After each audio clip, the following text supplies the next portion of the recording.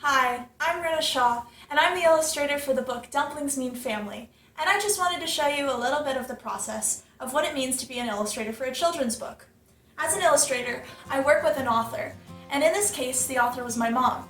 She wrote the script for the book, and then together we broke it up so that it would fit into 32 pages, which is the normal length for a children's book. Together we thought about how many words should go on each page and how we would make the ideas that we wanted into pictures. So, since this book features my family, I already kind of knew what everyone would look like, but it's still a good idea to practice.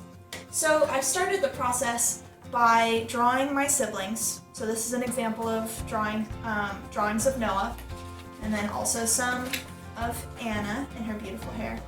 And so this was just helpful for me to start thinking about how I would make them look, how to make real people look more like illustrations, and a little bit more simplified so that I could draw them over and over and over, because there's a lot of drawings that happen in a children's book.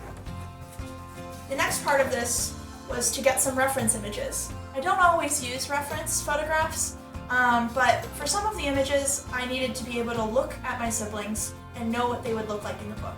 So this is an example of when they were sitting at a counter and I told them to just look at the plates like it was holding like the yuckiest food and that it was making them really sad. Obviously the plates are empty, so I drew the food afterwards from my brain, but I looked at the photo so that I knew what my siblings looked like.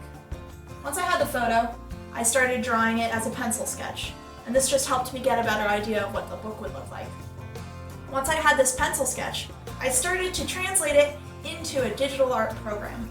So this is a tablet that I have that is made specifically for digital art, and it goes directly to my computer, and I use this special pen to draw on it like it's paper. So the first part of this process is the line art, which is just black and white lines that show the general image. And the fun thing about digital art is that there's this thing called layers. So the line art goes on the top, and then I color underneath so that the line art is still always there and you know what the image is. So we have the picture of the siblings right now, and then I added in the color of the food. And then the first part of the color process is the flat color. So you can see for Noah, his shirt is just a plain blue, there's skin color, there's hair color, and not much else. And then the second part is the shading, which just allows there to be more shadows and makes him look a lot more like a real person in space, and also just makes it more fun to look at. So once we have that done, we should have a whole spread. So in the book, it opens up, and there's usually a picture on either side of the book.